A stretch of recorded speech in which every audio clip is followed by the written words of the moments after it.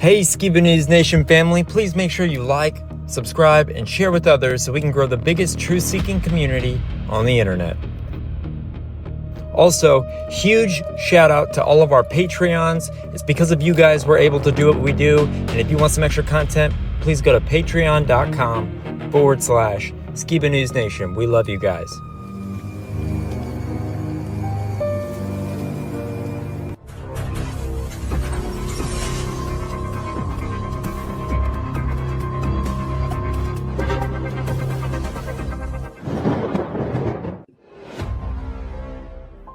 Welcome to Skiba News Nation, bringing you unfiltered views, news, interviews, discussions, and more. And now, here's your host, Jeremiah Skiba, award-winning musician and son of Rob Skiba. With the son of the legendary Rob Skiba, Jeremiah Skiba, what's up? With my great and insightful co-host, Mr. Jake Grant. Dude, someone should do conspiracy news. It would be 10 times better than what you see on television. It's like I don't even want to wake up.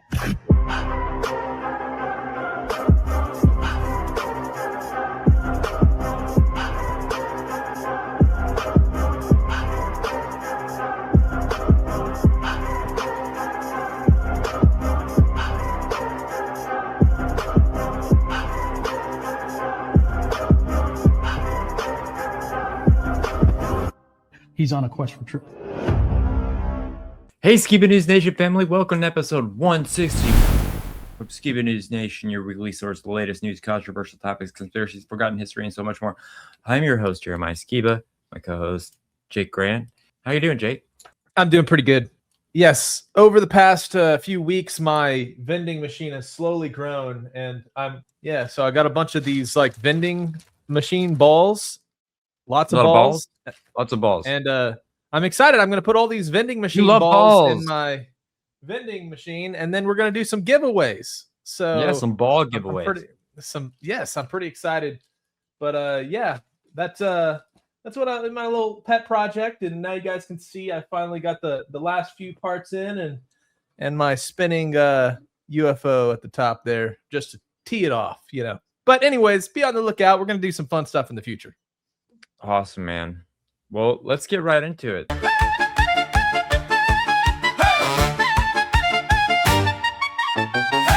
make way! Jake Grant is on the way for Skiba News Nation. He brings the situation.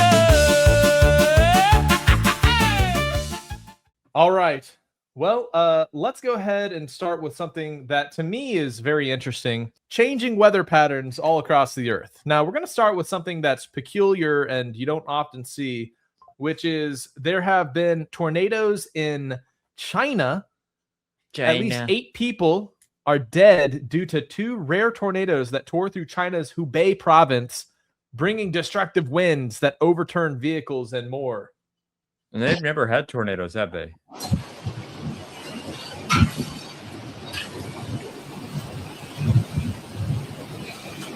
Looks like Texas. Wow. So, obviously, it's not something you see very frequently, is a tornado not in Tornado Alley. You know what I mean? That's like a does it have a different accent when it's spinning? Like here in Texas, tornadoes are like, over there, it's like, I don't know. Maybe it makes a different noise. What do Chinese call tornadoes? Tornado! Tornado! Let me see. We're tornado. Okay, here we go. Lang Huan Feng. Lang Huan Feng. Lang Huan Feng. That's Lang Huan Feng. Look at this. Yes, sir. What do Chinese call tornadoes? Lang Huan Feng. So, one long thing. Yes. One long thing. That's one long thing. Speaking of long things, just yesterday there was another amazing sight with a tornado, and this is one that is less deadly, just more beautiful.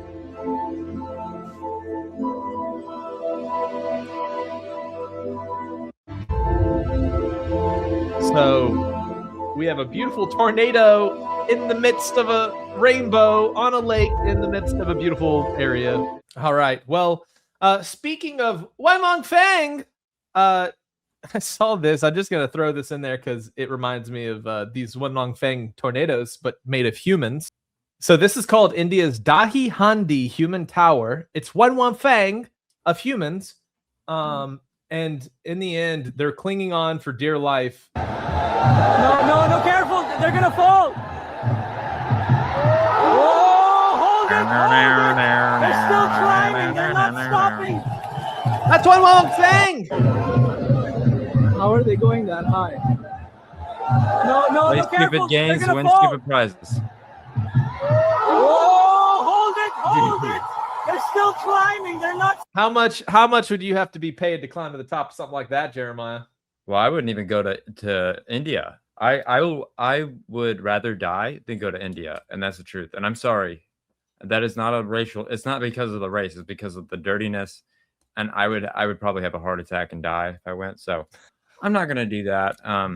It's very stinky. They don't wear deodorant. I heard. That's just what I hear. Just what I hear and what I've witnessed. But I would Jeremiah, not do that here in America. have you Even heard? though beach is big. Have you heard what they use for toilet paper in India? Their hand. No, the cat. They wipe their hand on the cat as the stray cats. They better That's how not. they. It's like a street towel. No, they better Kitty, not. kitty, and then they just clean their hands. They better not. No, They're gonna meet their maker. I'm just teasing. We got to get you to India somehow. Oh Human no! human cat activist, you. Hell no! Hell no! So there's a funny thing happening. A legendary billionaire beef playing out on the your timeline on X.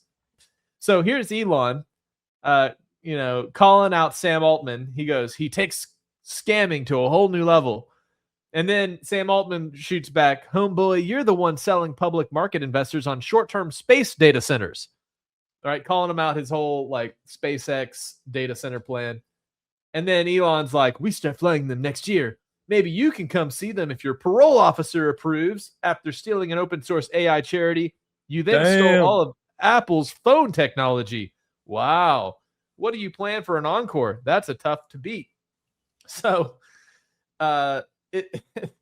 it's hilarious because these people like Elon, Sam Altman, they're speaking from a place of knowledge that us plebeians don't seem to have. And so when you hear these beefs, you can actually kind of pay attention and pick up the breadcrumbs of what they're revealing is ultimately the scam behind the billionaire they're beefing, right? It's really interesting. Billionaire beef. Take that, Musk. Not bad, Altman. Something like that, you. How's that, T10? I want to see you fight. Like maybe make an MMA match, and just like, I mean, they could make so much money just doing that. Yeah, that was one of the funny jokes a couple of years ago we were telling. It was like, oh, yeah, Elon Musk versus Mark Zuckerberg. The two tech overlords, they're going to fight it out. And then Mark Zuckerberg got super into MMA, and I don't think it would be such a fair fight anymore, unfortunately. No. You kind of have to put people in the same weight class together, same inactivity class together, and just see them I'd be a flail. featherweight. I don't know what I'd be. I'd be a fat weight. You could just sit on them and you win. Hey, that's true. What I could do is I choke them out with my beard. Yeah, you could grab them and then just tickle them with your beard and just make them. tickle. Yeah. Oh no. Just a little tickle. Just a little tickle with bubbles. So we're not going to get into it a lot this week. We've covered it pretty extensively the past 2 weeks about the flock cameras, but there was just one more meme I had to slip in here. The Berenstain Bears cut down a flock camera. Wait, it's Berenstain. Steen. Hey, no, they turned CERN off. You didn't hear? It's gone back. Did it really? Yeah, everything's reversed. That was the Mandela effect because they turned CERN off. Now it's all come back the way it was. If you're being honest, that's crazy because there's something about the Ford logo and it went back. I remember this. I remember it being a different way and then it came back. It was weird.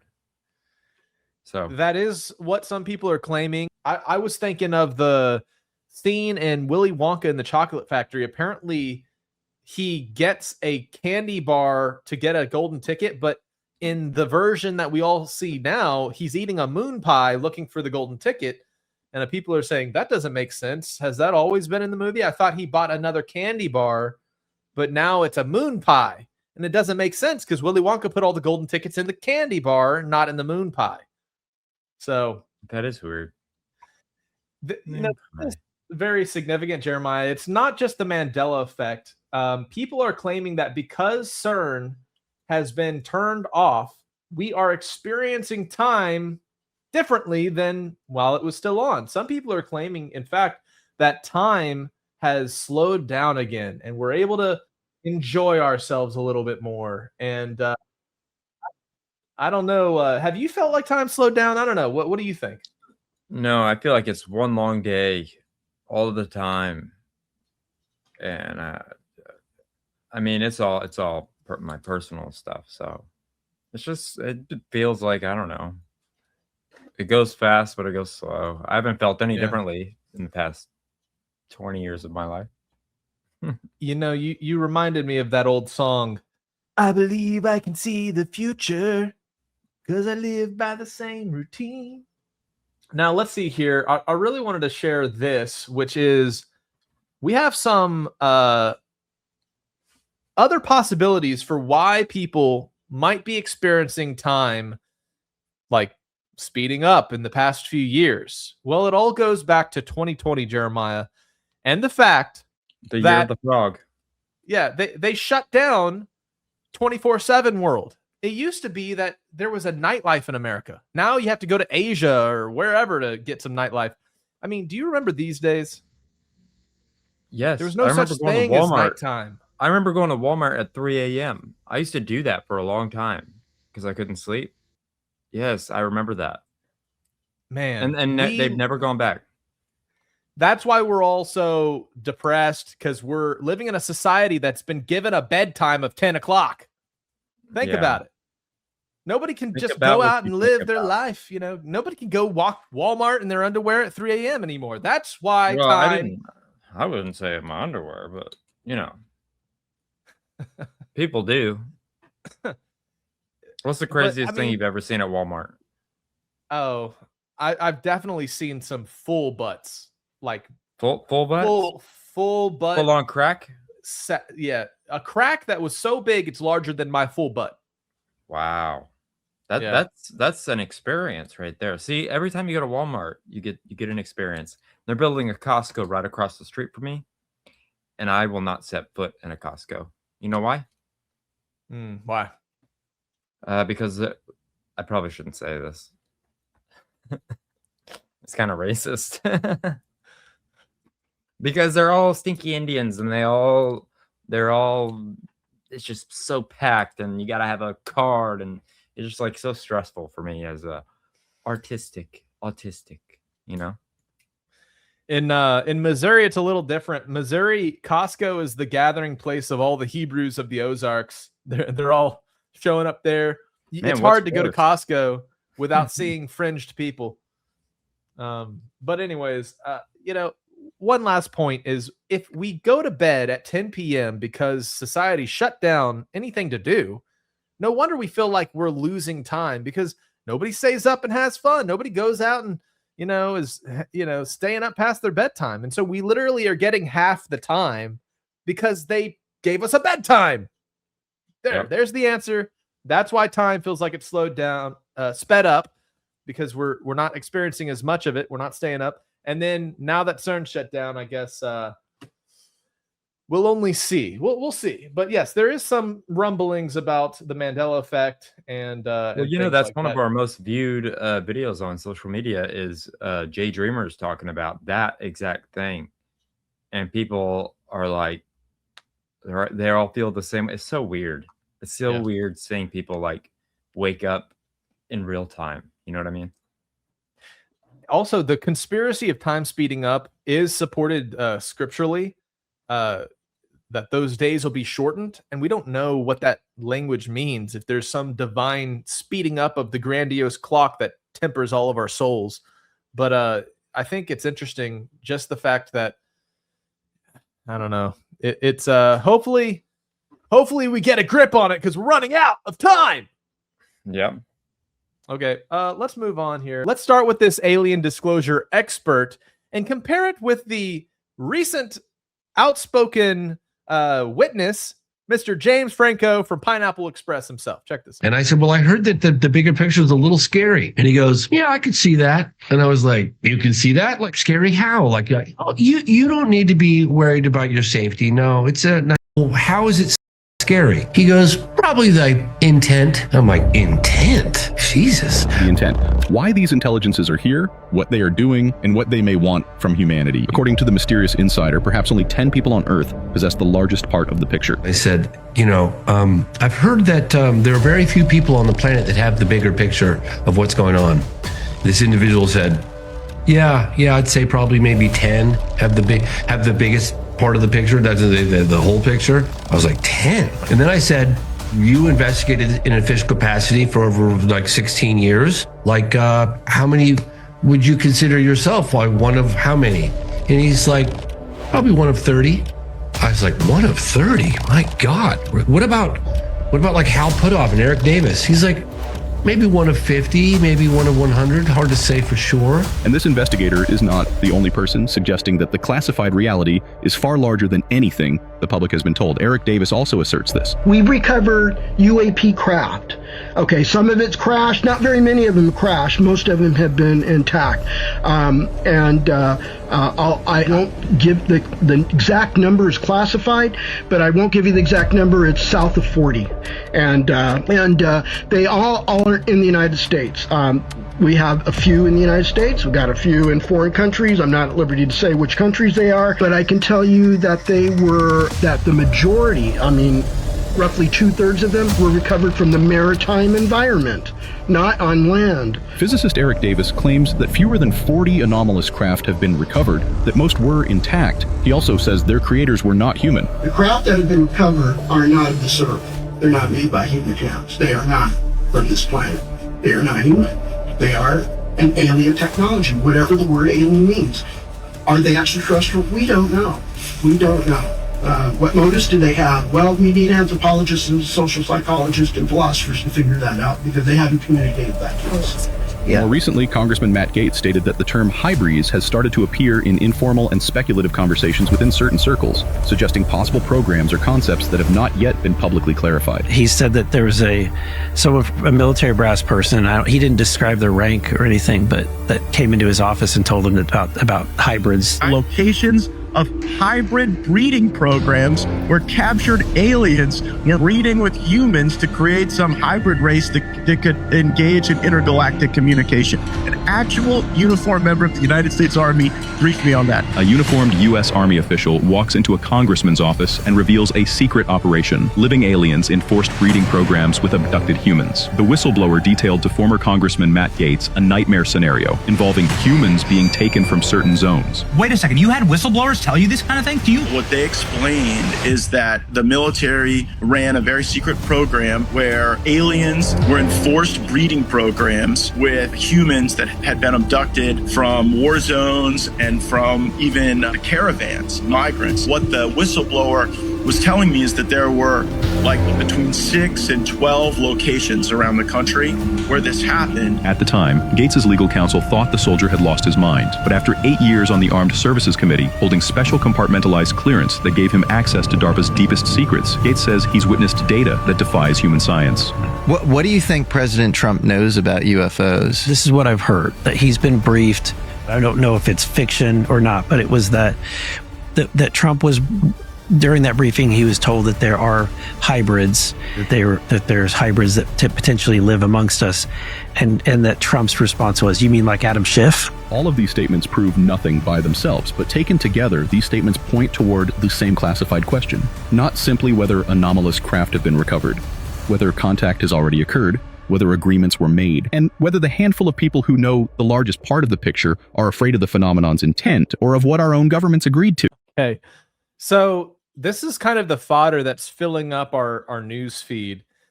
And I think people are starting to get a little disenchanted. Now, of course, the recent Trump disclosure third batch came out, and we covered that in our last episode of the little weird gooey black orb. But yeah, there's gooey orb. Yeah, there's recently been a new disclosure from the likes of James Franco himself. Now, fans Yeah, are he's been acting disbelief. weird lately. Have you noticed that? Hey, I'm curious, what he's trying to get at here. Is he just trying to get back in the clout train? Perhaps he's just a famous guy that actually caught footage of an alien in his backyard. Check this. The day is here, 7/13. That's July 13th, today. I promised you I was going to reveal something because I found something. It was thrust upon me. I didn't ask for this. Now, I've been through a lot, okay? I went on social media, and I started talking about it. I didn't want to do that, okay? I didn't choose this. It was thrust upon me. I saw something and I thought, you know what? I can't keep this quiet. People have said I'm crazy. People said I'm trying to, I don't know whatever it is. I've been through a lot. My account got hacked twice. People trying to shut me down so that I don't get this out. Okay, but I need to get this out for that very reason that people are trying to stop me. For that very reason, I fought to get the account back. And I felt like I owed it to you, to the people that are following me and are, trusting that I in fact am, I have material behind what I'm saying, right? I'm putting my money where my mouth is or whatever. Okay, enough. Here we go. 7/13. You wanted it. Here it is. I delivered.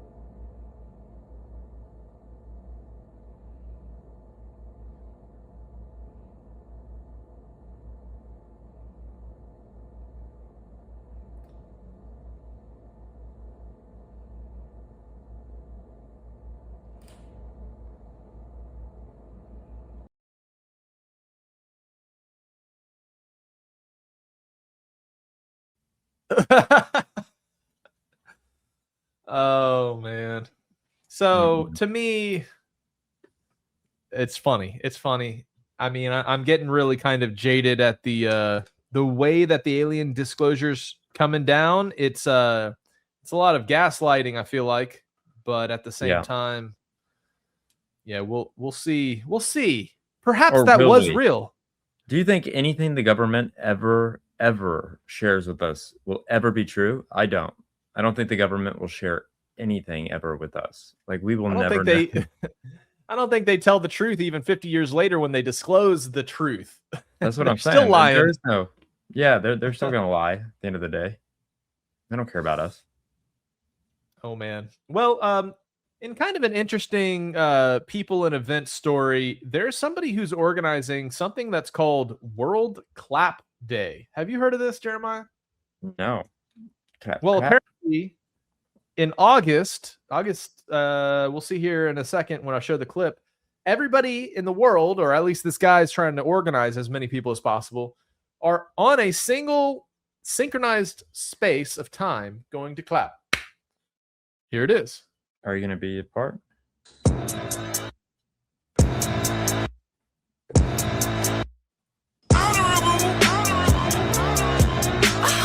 16th of August. The world will clap. Will it? I guess that's the goal. Are you going to clap? 16th of August. And time will be, I think it's, what? 3 GMT? Anyways, so, hey man, it's like the ELS water bucket challenge before it got out of a fad, or it's like planking. Remember planking? Were you ever a planker? I was not a planker. Did you But ever I do remember it. were you a Harlem Shuffler? No, I didn't Or do anything. Harlem Shake? You're too I cool moved it for like all the Bernie. fads. No, I was just, I don't know. I was kind of a weird kid. I didn't really talk to anybody because I knew that these people wouldn't be in my life like 15 years later. So, and I'm pretty accurate. It's been pretty easy so far. I just wanted to get in, get out. I was not a fun kid. I wish I was. Yeah, I hear you, man. I in high school I had a bunch of people that I really liked, and then after we graduated, we moved to the four corners of the earth because they were missionary kids from Korea and Europe and all. It's been literally like a decade since I've seen anybody from high school and on my side. It's like It's so crazy. Man, The you girls think these liked gonna me. be your lifelong friends? Yeah. The girls liked you? I can't believe the girls liked me, and I was so weird. I was most likely to shoot up a school. That's what they said. Oh man. No, I'm just kidding. Hey, we got the backwards black hat like the Columbine dudes. That's probably the only similarity. Columbine.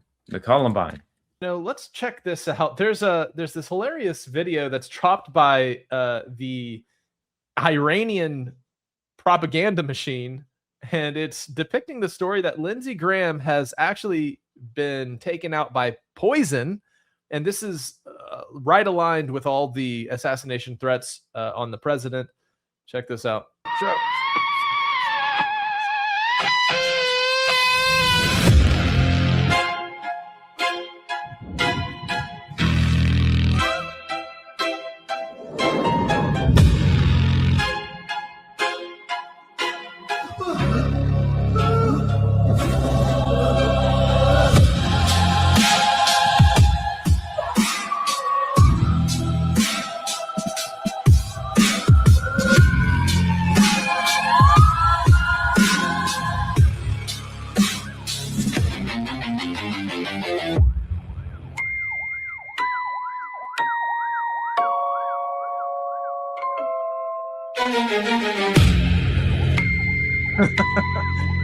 Why is Laura on the list? Which Laura?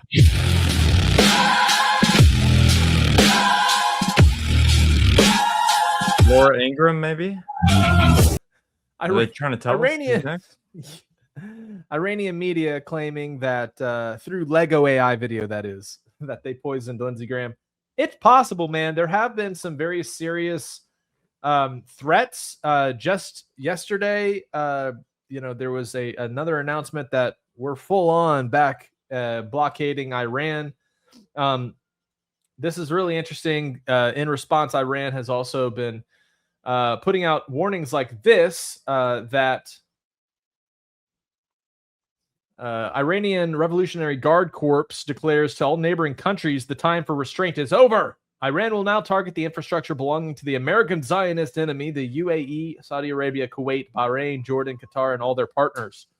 These attacks will be devastating, depriving America and its allies of region's oil and gas supplies for years to come. You've been warned. No excuse of less. We will strike. May or may not have parted. I am your biggest fan.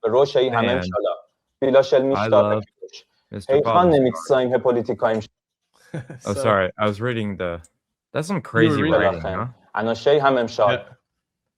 Arabic. Now, this is interesting, considering other kind of current news that's being circulating, such as the merging of the Israeli and American military. So here's apparently a clip of Benjamin Netanyahu admitting his plan is to merge the Pentagon and the Israeli military. And I think the merging of our two great countries' talent would strengthen Americans' position in the battlefield.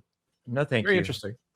Sure. Will that drawing down of foreign aid from the United States to Israel be compensated by the proposal to have a merging of some sort between our Pentagon and your military?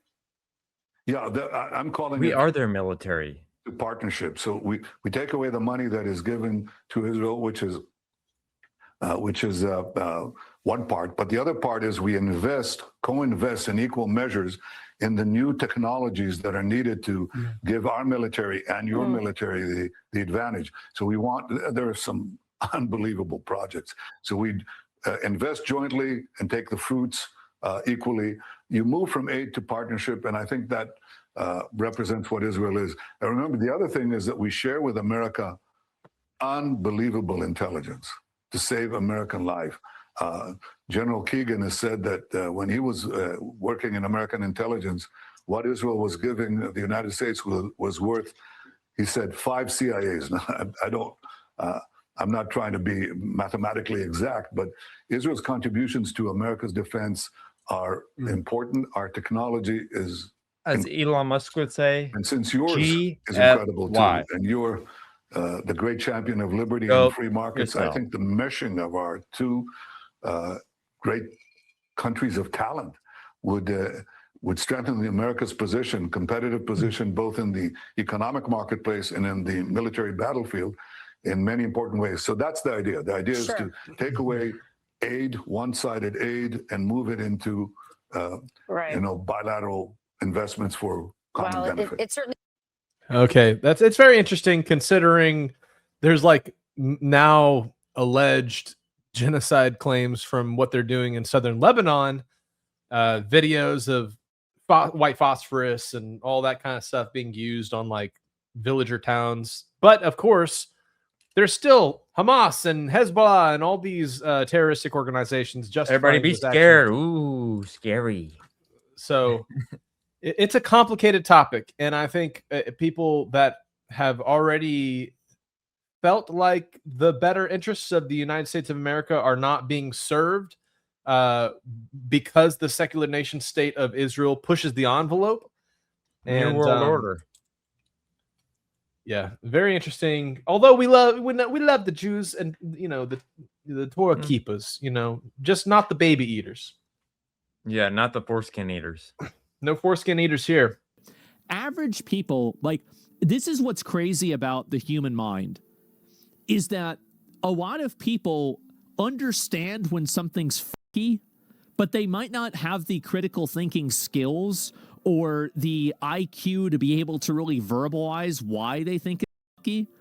But their brain, their instinctual, ape brain, lizard brain in the very back of their mind tells them, because it's evolved for thousands of years to notice these trends and to exist subconsciously, and it's telling them something's not quite right. Something's not. I'm detecting a pattern here, and they might not even understand it, but it's there. They look. Do they try to influence American politics? Yes, but like I said earlier, a lot of other countries do. Yeah, of course. I think to the extent that Israel does. I think some are better at it than others. I think the Israelis are definitely more effective at it than most. But I wouldn't say that they're the only effective country by any means that tries to influence American politics. I just think you have to be self-aware about it. I mean, why wouldn't you? It's a country of 9 million people. We have 330 million people, and so of course they're going to try to persuade Americans. They're going to try to move Americans in one direction or another. I think that's just the nature of the beast. And I see that there's a literal foreign influence campaign being funded to tank the very deal that I was pursuing. And oh, by the way, many of the people who were receiving that money were actually attacking me in completely dishonest ways. My response to that is, well, go to hell. I'm going to do what I have to do for the American people. I represent Americans first, and that's the way that I've tried to do this job. And Joe, the crazy thing is, I'm like, people don't realize this. I'm actually in this, there's this massive pro-Israel, anti-Israel debate in the United States of America. I'm like the reasonable moderate. And I think that's what so many people don't realize. I agree with him on this. I think that he's not super pro-Israel. He's not super anti-Israel. He seems like he's kind of in the middle. He's reasonable about it, yeah. I've been accused of being an anti-Semite. Oh. I've been accused for what reason? For what? Quite literally for, I've been accused of trying to, I guess, some people say that I've insulted the Jewish religion, which is insane. Really? like I have a ton of respect for the Jewish religion. I mean, if you talk about specifically did you say? I don't know. I've never heard a good, compelling argument for why I'm an anti-Semite, even though I've been accused of being an anti-Semite by many people. Right now, Israel is losing the public opinion battle in the United States of America. It is a simple and obvious fact. The vice president of the United States just said that publicly. Well, let me finish this point. Okay, my attitude towards this is Israel is an ally. Like France or like the United Kingdom, we're going to have disagreements with them. We're going to have agreements with them. There are areas where we're going to have similar interests and areas where our interests are going to diverge. So my approach to this is to say, you know what? When we're partnered, great, let's work together. And we're not, let's just be honest about it. All right, so this next story, Jeremiah, is very important. It has to do with the freedom of speech. You know, of course, there's some bills being passed through regarding AI, deepfakes, and things like that that are kind of being legislated now that will allow people to come after people that are misrepresenting them through the use of AI or whatnot. But there's also things like this. Trump just handed out the media 3 options. All 3 end in a jail cell or a war crime. How is that? Well, an American F-15 pilot was fighting for his life inside Iran. He was missing. He was being hunted, and there were hundreds of rescuers searching. And then a media leaker talked. They shared that somebody was missing, and then the leaker gave this information. Iran found out, and Iran put a bounty on him. And now Trump says the outlet that leaked the information has 3 moves. So option 1, name the leaker. The source will be exposed. The career should be destroyed. Every future leaker inside the government just watched what happened, and the outlet becomes the story instead of the news. Option 2, they stay silent, and the person that did the story will go to jail if they don't say who they are. A national security override will be invoked, and reporters will be jailed on live television. The First Amendment fight of the decade, endangering American soldiers' lives by sharing information, then you can be arrested. Now, obviously, people don't want to get other people hurt, but then the question becomes, who determines what information is national security level threat and should not be able to be shared? Because then we can very quickly enter into a dystopian 1984-esque, totalitarian information controlling government. So the third fight, years of litigation, while Trump brands them aided and abetted Iran, public opinion already decided a missing airman beats the press freedom every time, and every outlet watches learning the same lesson their way. So why is this interesting? It's not just a media dispute. This is the moment that leaking about an act of war can become a jailable offense in America. So that's why this is significant. The first one for an hour, then somebody leaked something, which we'll hopefully find that leaker. We're looking very hard to find that leaker. And talked about there's somebody leaker. They basically said that we have one and there's somebody missing. Well, they didn't know there was somebody missing until this leaker gave the information. So whoever it was, we think we'll be able to find it out because we're going to go to the media company that released it, and we're going to say, national security, give it up or go to jail. And we know who, and you know who we're talking about, because some things you can't do. Because when they did that, all of a sudden, the entire country of Iran knew that there was a pilot that was somewhere on their land that was fighting for his life. And it also made it much more difficult for the people going in to search for him. All of a sudden, they know that there's somebody out there. They see all these planes coming in. It became a much more difficult operation because a leaker leaked that we have one, we've rescued one, but there's another one out there that we're trying to get.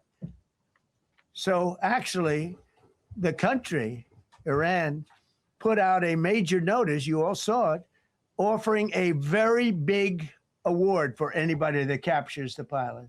So in addition to a hostile, very talented, very good, very evil military, we had Obviously, this is important for us to pay attention to. The slippery slope becomes, when does reporting on military activity become a actionable offense? Because it's the problem, answer, solution, right? It's a good cause can justify a bad change, if that makes sense. Yep. Now, speaking of leaked information, there was a conspiracy that recently came across my desk, and it's the interesting possibility that they tried to kill President Trump mid-flight. Now, if you guys recall, there was an Armada escort that I showed in our live stream of the Air Force One being followed by all these fighter jets coming back from Turkey. Well, here's the conspiracy. On July 9th, 2026, as Trump departed Turkey aboard the brand new Qatari-donated Boeing 747-8, which is his future Air Force One, apparently the deep state launched a cyber strike from Langley, Virginia, and they targeted the plane's electronic controls in a blatant assassination attempt. But apparently Trump, 10 steps ahead, had switched to the old Air Force One at the last second, and what the fake news called a routine security precaution was actually a brilliant trap. Now, this was beginning of the, this is some definitely QAnon language, the great purification. Encrypted comms intercepted traitors scrambling New York Times journalists hit with emergency subpoenas because they had obituaries and air disaster stories pre-written, ready to publish. That's very interesting. Check this out. President in danger yesterday. Unanswered questions lingering tonight around his sudden change of aircraft from the new Qatar-built Air Force One that he flew over onto NATO, to the old Air Force One last night. Do you know why they had us close our window blinds? That was unusual. Well, yeah, because you're, probably on a dangerous flight because of the sleaze bags that we have to deal with.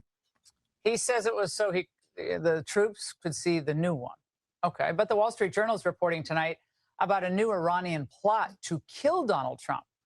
And that tracks with what the New York Times said and why he switched planes. The Secret Service told Trump not to take the Qatari-gifted Air Force One home from Turkey. This plane was rushed into circulation because President Trump wanted to fly on a new Air Force One. His spokesperson issued a statement today saying that this plane, the new Air Force One, is perfectly great and totally up to the standards, but it's not. The big unknown here is whether or not this new Qatari gifted jet has the same level of electronic countermeasures that the old Air Force Ones had. Well, who knows what the truth is, but the White House insists the new Air Force One does have top security features. But again, according to the Times, the older plane has been widely reported to be equipped with a system designed to blind an incoming anti-aircraft missile, along with chaff that could be deployed to mislead a missile and then force it off its course. Well, my first reaction to this is it's not great that the Secret Service, it looks like, is leaking sensitive details to the press, maybe to curry favor, warning, I don't know what it is. But the president, he's well aware of the risks he faces. Okay, so I just want to quote this lady on mainstream news for a moment. I don't know what the truth is. Who knows what the truth is? How did she say it? That's so funny. That's a clip. Well, who knows what the truth is? Oh, who knows what the truth is? But the White House insists. Who knows what the truth is? Who knows? Who knows? Who knows what the truth is? Who knows? All right, let's check out now. We're going to watch a few minutes of Owen Benjamin's breakdown of the Charlie Kirk assassination, the conspiracy revolving around the Candace Owens stuff, the trial. All of that has been kicked off this last week. And so it's all very interesting to just see. Honestly, I'm curious, Jeremiah, how's Lindsay been reacting to the Charlie Kirk stuff coming out, since she's a really big fan of Candace, and it seems like they're just, it still doesn't really make sense. It's still kind of weird. Like the whole thing's kind of weird, kind of sketchy. Very interesting. Anyways, let's hear what Big Bear has to say about the topic. This was the era where I think things started going into motion with Charlie Kirk, and it does not take that long to plan a hit, but hits are very hard. When you're dealing with someone with high profile where people really care about them, it's very, very hard, especially with modern technology, with how connected the world is. And obviously, shout out to Candace Owens. It's one of the reasons why I have so much respect for her now. And it might be because I'm a comedian, but like, I always give credit where the bit comes from. Like, who wrote the joke first? Candace Owens with that maroon shirt shit that she was doing, where you put everyone in the same shirt. You have them wearing glasses. A lot of people have the same haircut. They just look like skinny white guys. You start tricking the local law enforcement. You start making it harder to make an ID. So then you get this dude who's very susceptible, very malleable, high IQ, maybe a bad relationship with his dad, or maybe a distance with his dad, doesn't know who he is, whatever. So he's in a folder somewhere where this guy could be, not, is this guy going to kill Charlie Kirk? No. Someone like me, if I was that age and that malleable, like, because I have some of those characteristics, so I can speak on this, would never be the guy you would get to kill someone, because you would be looking for more psychopathic traits or more, lack of empathy, things like that. You would look for someone like me at that age, if I was more confused, to be the fall guy, to go believe in something, to show up to some event, wear the maroon shirt, not ask any questions, be really nice. And so let's say you have this Lance Twiggs character, and so that person can get a few items from. It looks more like an assassin. Then you set up. Maybe it's a charge in the microphone. Maybe it's something I haven't thought of. I don't know. I just think that paving over the area implies explosives, because, like, if there was no exit, why would they have to pave over the area? There was something there, probably, that left a mark, and that would be residue or some kind of chemical component. So obviously there's more factions. You can't just kill a guy because you run the government.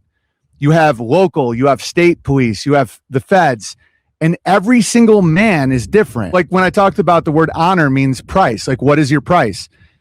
Any one of them can be like, yeah, but that doesn't make any sense. And that happens all the time. So the real skill is to look at these men and say, well, how do we make it so they don't see that, or they look past it? So you have the profile, you have the emotional asset. That's what the State Department literally called Erica Kirk in an email, an emotional asset. Because people love their mothers. People want respect from their fathers. They want to protect their children.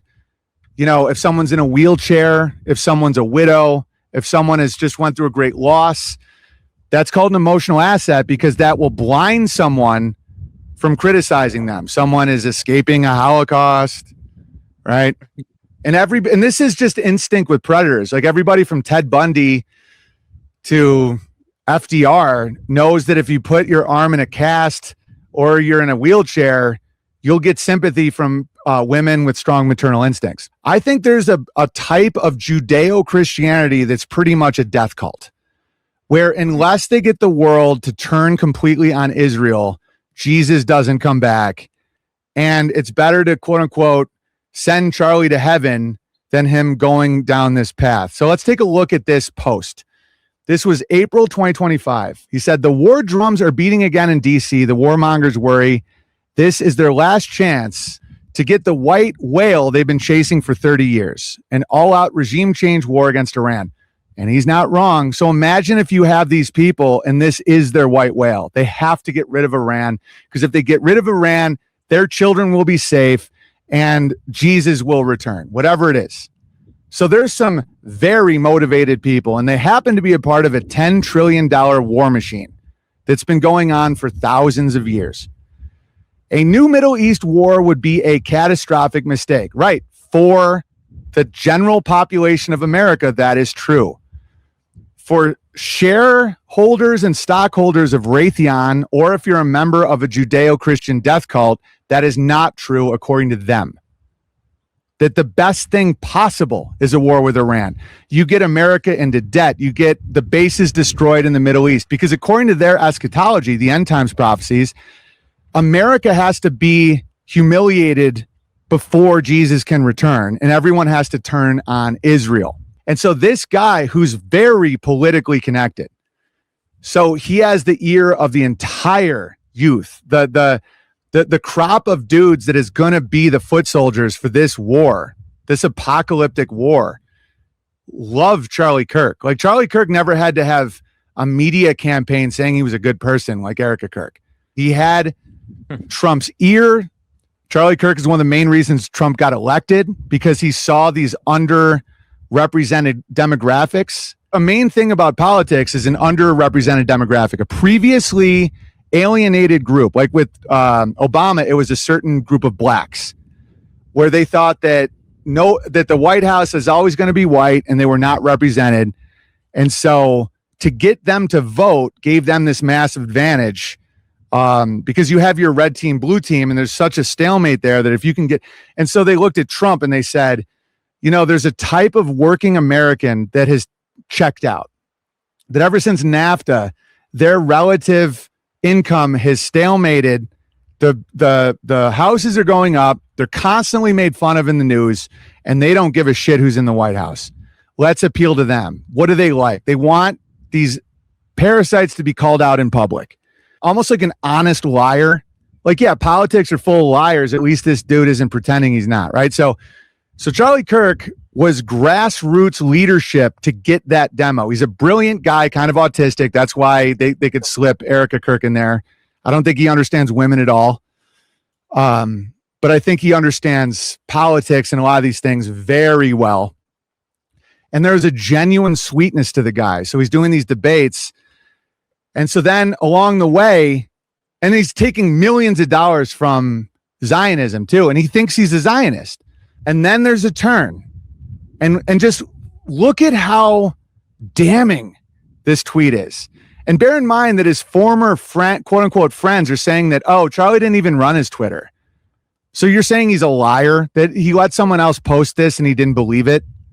That's why they're just pissing on his corpse. It's insane. So you guys go ahead and check out some more of Big Bear's breakdown. Owen Benjamin has a really fascinating way of pointing out why some of these real world events happen. Why is it Charlie Kirk was taken out, and what is the grander effect of his influence on the American populace? So anyways, I think you guys should definitely check that out. Very interesting. You're going to enjoy this one, Jeremiah. This is insane footage as Russian troops mounted a helicopter machine gun on a stand for training, and then it went south quick. Check this out. Oh, shit. That's not a good idea. Sometimes your gun can be too big. Well, just don't swing around on it. Jeez, that's what were they so thinking? Crazy. Slow it down. Man, he's gonna break his arm trying to stop that huge gun. Well, if he flew off, he could be shot. It's spinning. Yeah. Wow. Clip that was just recently posted. RFK Jr. is quoted saying, "Today, the average teenager in this country has 50% of the sperm count and 50% of the testosterone as a 65-year-old man." All right. So apparently Alex Jones was right. The water has been turning us gay, and all the old guys are, they got the test. All the college gents, they're just femboys or whatever. Check this out. Today, the average teenager in this country has 50% of the sperm count, 50% of the testosterone as a 65-year-old man. And I hitting puberty. And that's bad, but also our parents aren't having children. Parents who want to have children do not have access. I have 7 children. I feel that God has blessed me with that. And I can't imagine how different my life would be if I did not have that blessing. Today, the average. Wow. So 50% from the head of health and human services guy, this is the guy. And he's what if he was like, it's up to me to make the world fruitful. I will sleep with everyone's significant other. Yeah, go back to feudalism days. That's what caused William Wallace to revolt, Jeremiah. The right that the king had to come in and take your bride. Nuh-uh. That's what starts. That's what really gets the man roaring and wanting to fight. But see how much testosterone they have. really quickly, apparently Chinese scientists have created a solar panel that is clear now, and they're planning to make these what they use for windows. And so the building can literally generate electricity through these clear solar panels. Pretty cool. I know I shouldn't be, but I'm addicted to Temu, and I've seen stuff like I got a lightsaber that's an actual lightsaber. Pretty interesting. Ooh, that's cool. That's cool. All right, guys. So last video, this is a recording of Mr. Bill Gates talking about digital ID controlling our every move. Now, this was from some time ago, but I do think it's interesting because this is what we've all, been headed towards. Another place that India leads, but there's a lot more that all of you can be involved in driving forward, is this digital public infrastructure. No country is more able to take government benefits and get them out efficiently and effectively to their citizens than India. You would have expected rich countries or others to. Yes, my friend. They did not. And so that basic structure that starts with identity and bank accounts and payments is just foundational. And as part of this visit, I'm now seeing how that foundation is being built out in agriculture with profiles of farmers to understand what they need and give them advice. Built out with health records so that we can help people not only with infectious diseases, but the challenge that's coming in the future with the growth of the non-communicable diseases being a huge thing. And that digital public infrastructure will help us with these climate problems. I was in Odisha. He has all of our foreskin. What they showed is that they've registered the farmers and registered what type of crops they grow and what land they own. They literally have a control center. When you walk in, you think, wow, this is agriculture, but you've got a command center and maps and people doing queries and sending out messages. And wow. So I think that statement just alone is interesting on how he geeks out about, oh, you think this is agriculture, but it has a command center.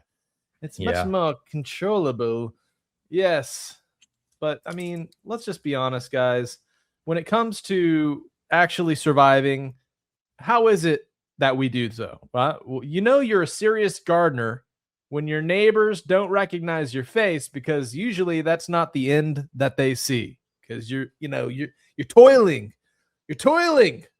And I think the toiling brings joy, and also it brings non-GMO food to your table. So all right, Jeremiah, that's all the news for this week. Back to you. All right. Well, it's time for an all new History's Mysteries.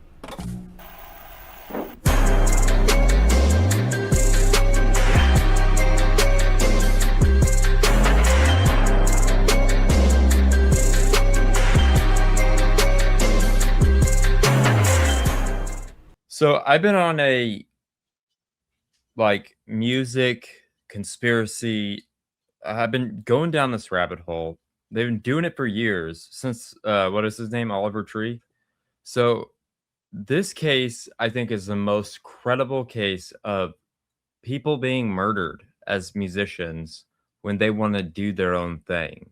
So let me go ahead and talk about the mysterious death of Bobby Fuller. So let's learn a little bit more about his backstory. Fuller. After Fuller moved to LA in 1964, he was signed to a record label by the name of Delphi Records, owned by producer Bob Keane. Keane was also the band's manager, and given the fact that it was called the Bobby Fuller 4, Bobby was the frontman. Shortly after the band had scored several hits, like their cover of I Fought the Law, on July 18, 1966, Bobby's success in the music industry would be cut short. After receiving a mysterious phone call in the early hours of the morning, Bobby was believed to have left his Los Angeles apartment at 3 a.m. Before Bobby left, his road manager had been half asleep watching TV in the living room. He vaguely remembered that Bobby might have been going to see a girl named Melody that night. After heading out from the apartment, he took his mother's Oldsmobile, and he would set off into the night. As the day turned to morning, Bobby failed to meet up with the other members of his band for rehearsal later that day. Around 5 p.m., a couple other visiting musicians had come to see Bobby at his apartment. They claimed that when they were driving up, Bobby's mother's car was not there. Bobby's mother, Lorraine, also noted this. She had been keeping an eye out all day for Bobby to come home. After the two visitors came into Bobby's apartment, Bobby's mom then went to go get the mail. To her surprise, the car was there. Upon closer inspection, she found Bobby lifeless inside of the car. He was found lying across the seat, where the entire car reeked of the smell of gasoline. There was a 2.5-gallon gas can found below the driver's seat, and a gas hose was also found nearby. Upon discovering Bobby in this state, Lorraine called the police. And when they arrived, they took a quick look at the body, and they ruled that Bobby had taken his own life from drinking gasoline. And the authorities quickly discarded the gas can and called it a day. The car was never dusted for prints, the police didn't interview anybody, and all in all, it was an open and shut case. Later, it would be revealed through the autopsy that there was no gasoline found in Bobby's stomach, where the coroner later stated that Bobby had died due to inhalation of gasoline fumes, classifying Bobby's death instead as an accident, a finding that nobody, not least his own mother and family, agreed. Multiple witnesses noted that it appeared that Bobby had been beaten up badly and had a broken finger. There was blood found on his shirt and face. Multiple witnesses, including Lorraine, also made the comment that it looked like he had been dragged on the ground, and his body showed various scrapes and injuries. The coroner claims that they were mistaken. He claimed he found no bruises, no broken bones, and no cuts, or evidence of a beating. Instead stating, body in full rigor, skin slip due to high temperature in car. Bobby's body had been found in a full state of rigor mortis, meaning that he had been dead for some time. Considering that the car hadn't been in the lot for more than 15 minutes, this quite literally made it impossible that he could have driven up on his own.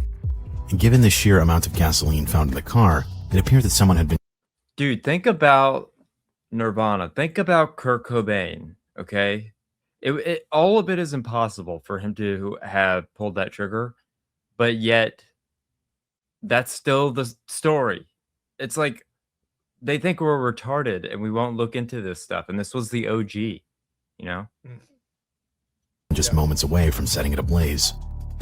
According to an article from Spin magazine, in 1983, Rick Stone reported that he was sure Bobby's head had been doused with gasoline. To this day, Jim Reese maintains that he saw a half-burned book of matches and a burn on the vinyl of the backseat of the car.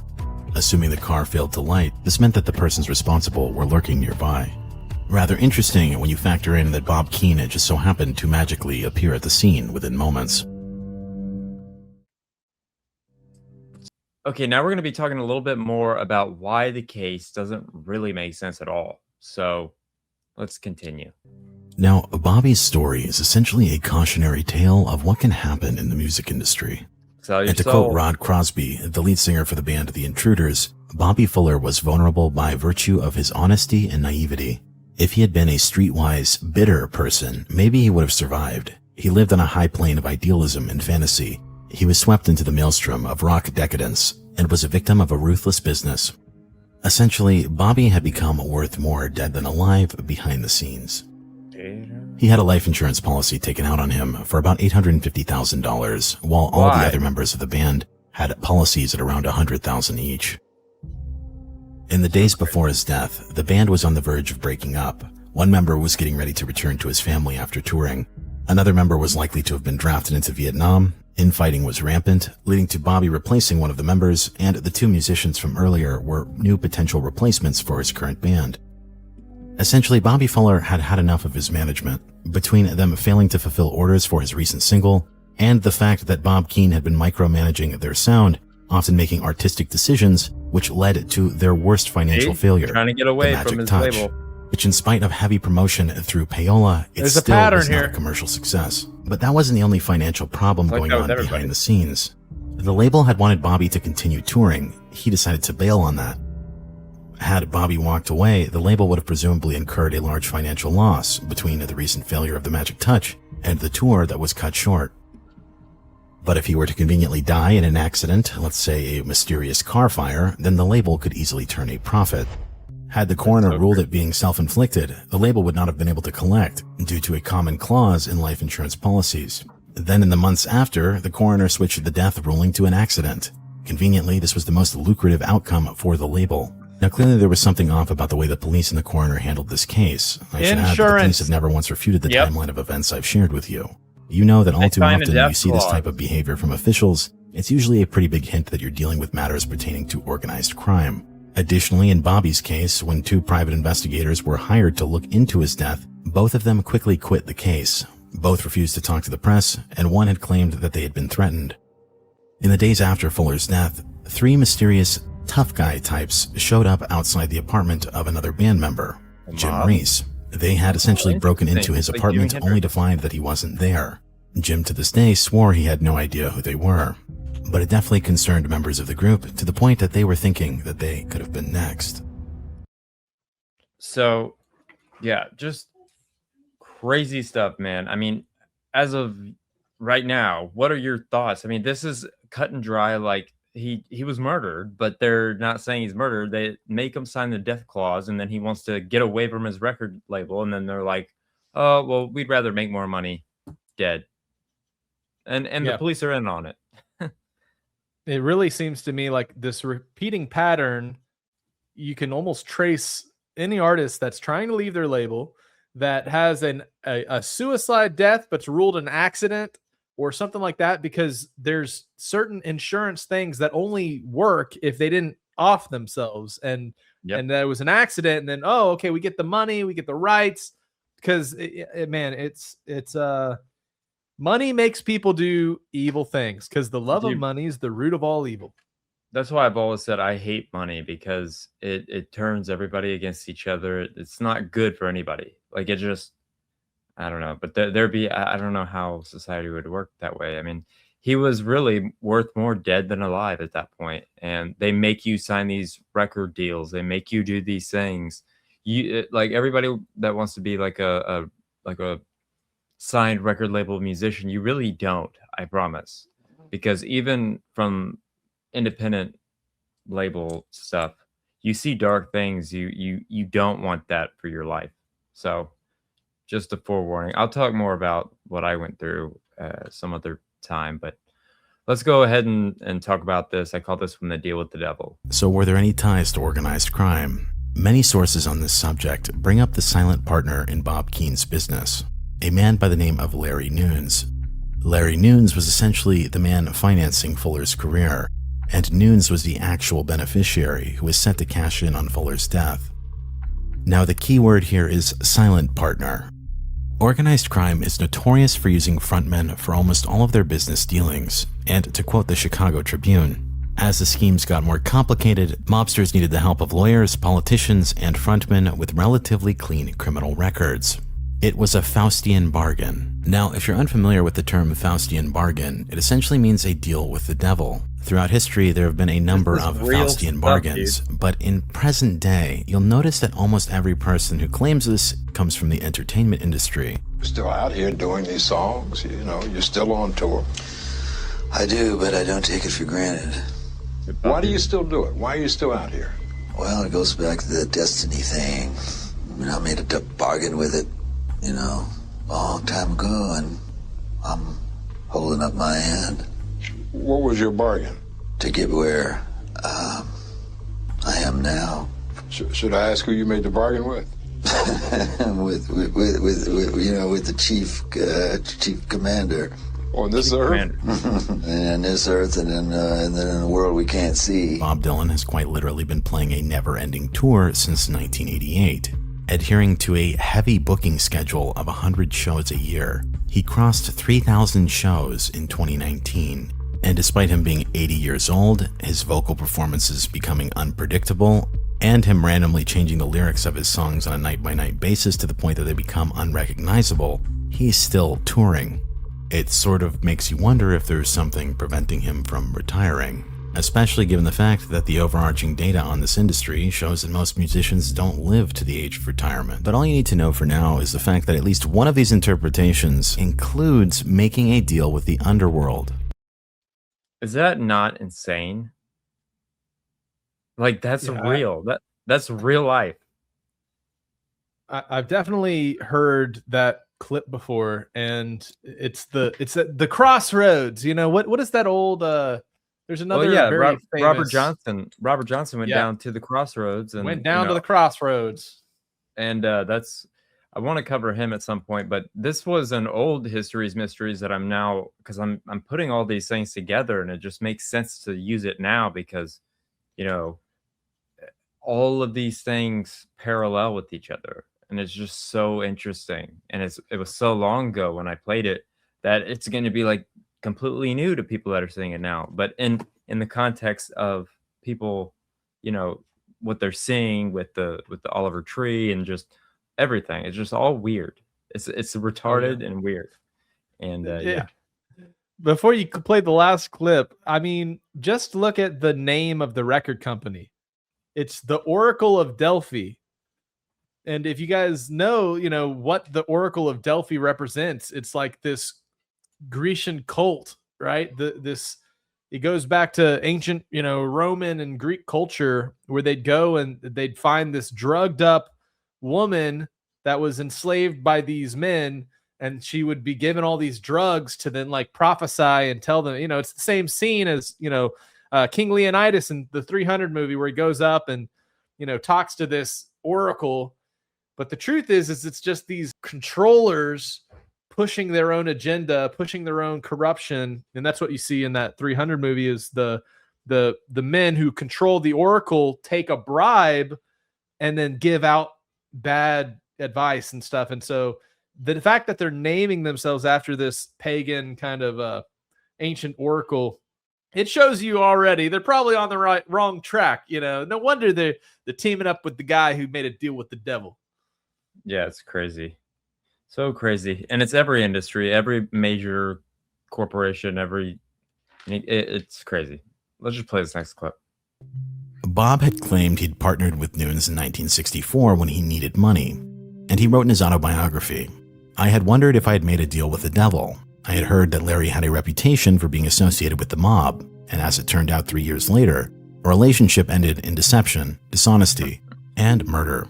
I consider myself to be very lucky to have come out of that relationship with Nunes in one piece, virtually unscathed." After Fuller's passing in 1967, Delphi had been dissolved and Bob Keane had moved on. But it's worth noting just how bad Keane had gotten burned within his relationship with not just Nunes, but also his previous financier. Before Delphi existed, there was a company called Keane Records, spelled K-E-E-N. The story behind this goes, Bob Keane was playing clarinet in several bars and clubs around Los Angeles, and one evening he met businessman John Simus, who persuaded Bob to set up a record label with him. Under this position, Keane would go on to manage Sam Cooke for 3 years, who, I should add, he also passed away under disputed circumstances as well. But soon after working with Keane, Sam Cooke came out with a record that included Summertime, and on the other side it had You Send Me. You Send Me ended up reaching the #1 on the charts after it took off in 1957. At this point, despite Keane Records having earned over $1 million from sales from You Send Me, Bob apparently only had an oral contract with Simus. Eventually, Keane was cut out of the picture and he was duped and received nothing and was left out in the dust. Hereafter, Keane would go on to found Delphi. Keane basically had an open-door policy for musicians to audition for him. One of the more known was Richie Valens, who after receiving short-lived success passed away along with Buddy Holly and J.P. Richardson, and pilot Roger Peterson for reasons unknown in a plane crash after failing a takeoff. Now, as a result, Keane ended up owning Valens' legacy via his masters. However, afterwards, Keane moved on from the music business after losing basically his entire career. Now, with Keane's story out of the way, let's discuss Mr. Larry Nunes. He was a cutout distributor who worked with two companies. One was MCA, and the other one was Roulette Records. If you recall that mysterious phone call in the middle of the night, where the road manager claimed that Bobby was going to see a girl named Melody, Larry Nunes employed Melody, and by all accounts, Melody was a lady of the night. My relationship with Bobby primarily was to watch him and talk to him. I was like the go-between to talk to Bobby and see what was on his mind, what bothered him and stuff like that. While Melody later claimed that Nunes was not mobbed up, it's also worth pointing out that Larry Nunes had signed an exclusive distribution deal with Roulette Records. That distribution deal was for the Bobby Fuller 4's last single, The Magic Touch. So following the money here, it takes us back to Roulette Records, owned by a man by the name of Morris Levy. So, I mean, that's all I got for the Bobby Fuller case. I mean, there's so much more to investigate, and it's just amazing that all these people end up dead, like in weird ways, plane crashes. Once they're done with you, they're done with you, and you're worth more dead than alive if you're not selling records. Oh So, yeah, there's a clip I saw recently of Oliver Tree at a music festival, just I think a few weeks or a month or two before his death, and because he's always in character, you can't really tell when he's being serious. But he was like being filmed by this live streamer at a music festival, and he started talking about how he's really connected with people in crypto and in different contractor war contractors and stuff. And he starts sharing this information, talking about these people kind of candidly. And a guy says, "Hey, is it okay that this is on stream?" And Oliver Tree flips out. He says, "No, you have to make sure you delete this right away. You can't let this get out here." He said it like 3 or 4 times. And, when I first saw it, I was like, oh, it's just him playing characters, just him, turning the T, trying to catch this guy off guard. But now kind of looking in hindsight, if you guys are familiar with that clip, drop a comment. Do you think that's one of the clips or the reason that they took Oliver Tree out, along with all of the parallels he has with these other artists? Yeah, I'm going to try to do some more artists, like people that were obviously murdered, that they just are in bed with the mob, the mafia, or whatever, and they end up just signing the death clause or whatever it is, So now it's time to laugh a little with a new volume of Please Excuse My Sense of Humor. So it's family friendly, it's fun. Here we go.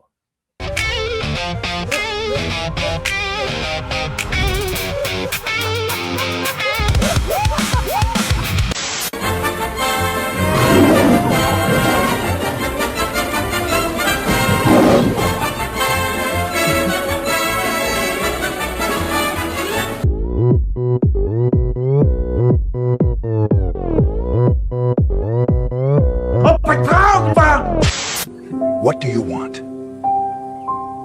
It's not that simple. What do you want? Stop the bombing, Bibby. I love you. Just for you, Donnie. Oh, gosh. Don't show it. I have to. It's the peace deal. Hello there. So I've got my barbecue going. Have a look. Okay. There's my dinner. I got a sausage, a so tomato, and a mushroom. That'll do me. I'll show you when I've cooked it. Adolf and the original Aryans were true. all melanated Moorish people. Germans of Algermania who were swapped out by white decoys. Real Hitler, they try to hide behind the identity of an actor, is named Bayoum Mohammed Hussein. Hitler was black and Muslim and Shiite. To cover up the man wearing the Hindenburg Cross and the Imperial Eagle, the real Moorish German nobility. In honor of the Austrian painter. So, shout out The to his Austrian family. painter.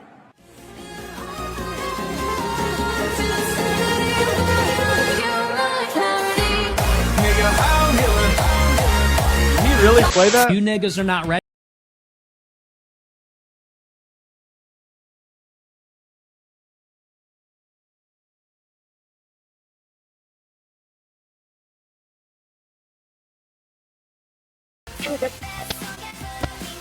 Of course, I muted the music, but I wonder why he said that. What about the babies they ate? Yeah, and the foreskin. Good evening. Helen of Sparta, or as I call her, Queen Penreal, has been taken by the Trojans. How could the Trojans be this stupid? Don't they know this is exactly what the Greeks want? By now, Agamemnon, that fat warmonger, has launched 1,000 ships, dragging us into another dumb war. Could your son be on one of those ships? Do you know what they make young boys wear in the military? Short shorts and sandals.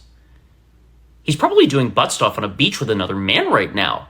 Last I heard, a large group of men entered a giant horse. Odysseus is a freak.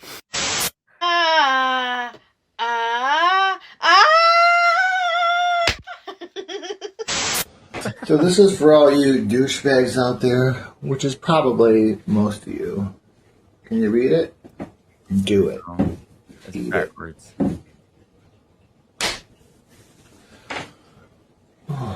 Hey, wow.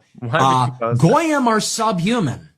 Like the Goyim cannot be helped, cannot be saved, totally beyond. Is this AI? What at that point real? even are you supposed to say? I don't know. After the project is complete, only 5 permanent jobs remain. 2 Indians, 2 Chinese, and 1 somebody from Nigeria. I'm sorry, I'm nervous. You all right? Yeah, I'll be fine. I hope this is AI. Then get up and make me a damn sandwich, bitch. Oh, poor lady.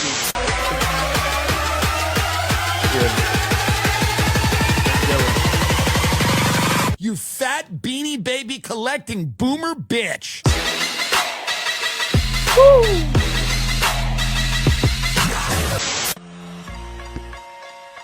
The little Jewish boys doing a dance for their Ramadan or whatever they do.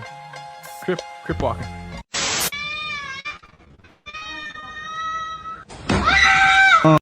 What did we do? Oh no, Josie!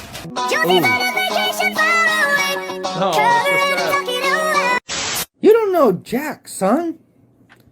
Actually, I do. I wed Pussy Jackson and I actually watched the movie, too. But I don't know him personally, so I guess not. Well, but you don't need to yell that at me. You know? Like, what the hell are you yelling at me for? Yeah. Let me know. Let me know. Who's the man that quit his podcast to serve his country? Dan Bongino. Who's the man that quit that job in 292 days? Dan Bongino. Who's the man that went on Fox News and complained he missed his wife because he had to go into an office? Dan Bongino. I stare at these 4 walls all day and I gave up. Who took one look into the Epstein files and said, nothing to see here, folks. Dan Bongino. I didn't know they made him in this flavor, but he's really getting it.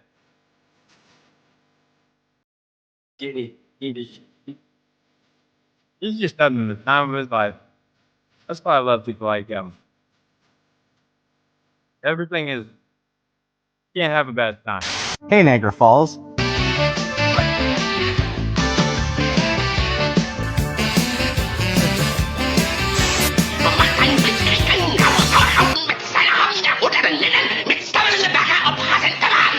Everybody blames Disney for doing Nazi stuff, but So, mein Führer, it's not what you're thinking. It's all a mistake. I kiss my Führer's hand. I kiss right in the Führer's face. Oh, I'm a bad fluten boy gluten. Heil, heal.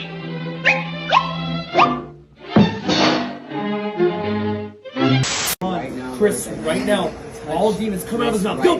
Through coffee. Go! Go! Go! Come out of his mouth through coffee. Go! Go! Go! Go! Go! Go! Go! Go! Go! Go! Come on! Come on! Come on! Full freedom. Go! Go! Go! Fire! Every spirit in him right now will Fire! be pushed Come out. on! Out of his mouth. Go! Go! Go! Go! Go! Go! Go! All my niggas Nazis, nigga Heil Hitler, nigga Heil Hitler. And Yahoo, you Jew niggas is not gonna treat me like I'm some kind of summer camp training nigga to hype these niggas up. Where the swastika, nigga? Where's the swastika, nigga? Hell Hitler, nigga. We talking about the skinhead shit. Niggas go all the way with it, nigga. Charlie Kirk, Charlie Kirk, Charlie Kirk, Charlie Kirk.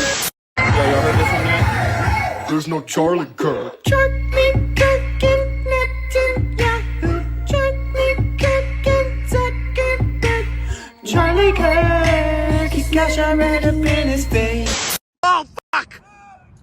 Oh! No!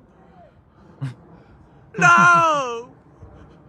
No! Not again! Not again!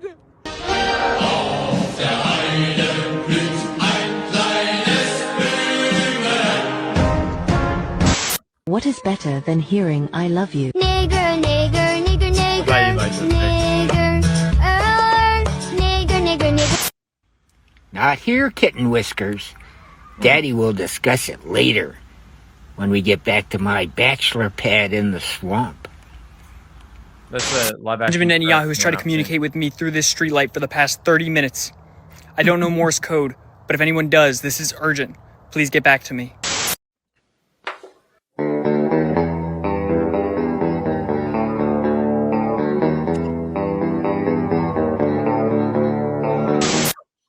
It appears that the fire department has placed a dinosaur in the zoo, and this dinosaur is intending to ingest me. Ridiculous. Anyway. I mean, whenever something goes slightly wrong in my life. The Jews. God damn them! God damn them! You know, the title is damn them!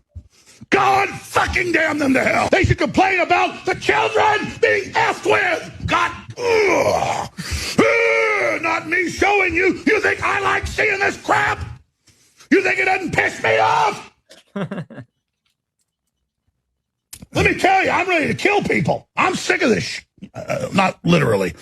The point is, I'm getting sick of this crap. Literally. That's one attitude. Another attitude is give all our kids to the child molesters. God damn it! Excuse me. You know, I'm not taking the Lord's name in vain. I want these people damned to hell. I'm literally praying, God damn them to hell. That's one way. I think this could be our song if we had to go to war. On what side? What side would you be on? Well, this side, of course. Don't go to sleep. Don't go to sleep. Trump is invading Cuba. Trump is invading Cuba. Don't go to sleep. Boop, boop, Great boop. way to end up in See that Armageddon. sucker over there?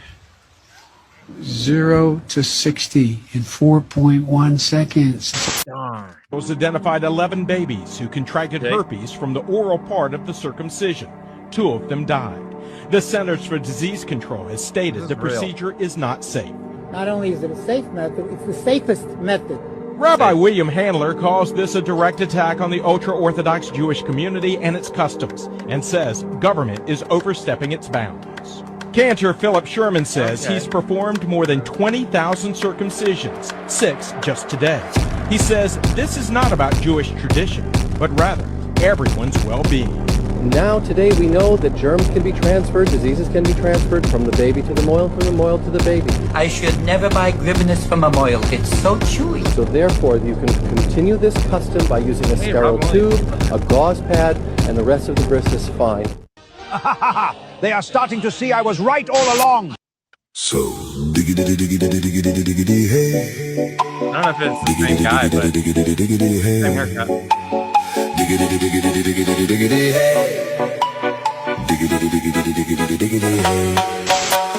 I notice your kids both look retarded. They do. Your kids look like retards. How many frickin' shots you giving them, you little... And they start freaking out. I go, yeah, I bet your kid was pretty smart till you gave him all those shots, but you worship. They start crying. I go, good, good. A couple other guys go, hey, buddy, I'll beat your asses too. Because I'm not gonna kiss your asses anymore, you little scumbags. Now we are the hottest country anywhere in the world. The hottest.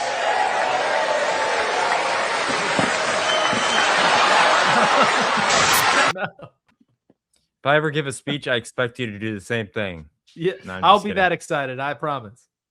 Okay. Well, I hope you guys enjoyed today's episode. Is Make episode sure you guys, 160? Woo! Drop a like. Leave us a comment on what you like, what you think, what you don't like. You know, if Jeremiah offended you. But if I did offend you, I'm sorry that you are offended. That's the best way to put it. But it's funny. So take a joke and ha ha ha. It's fun. It's fun to laugh. Laughing is fun. I love to laugh. That's why I'm still here. I'm sane somewhat. Anyways. All right, guys. I love you. And we will see you. When is the next? What's the next thing? What is the next Sunday. thing? Okay. See you Sunday. We love you guys, and we'll see you Sunday. Peace. Outro. The mastermind behind COVID. Did you think that 9/11 was an inside job? Or if you think that I was best friends with Jeffrey Epstein, then me and Big Mike would like to invite you to TrutherCon 2026 on November 7th and 8th. Get your tickets today at truthercon.com. waterspout.com. Be there or be gay. And my heart goes out to you.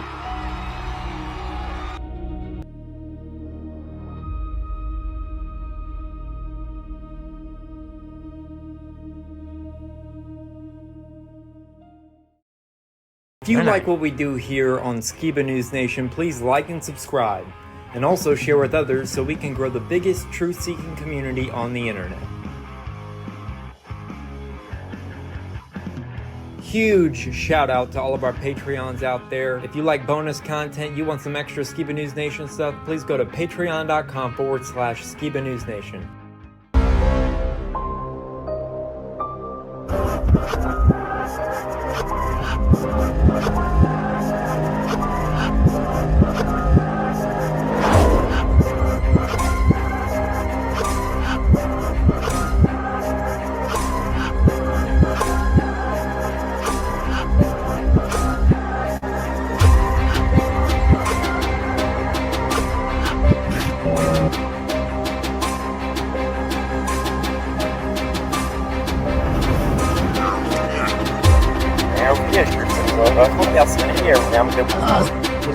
Son of the legendary Ross Jeremiah Skiba.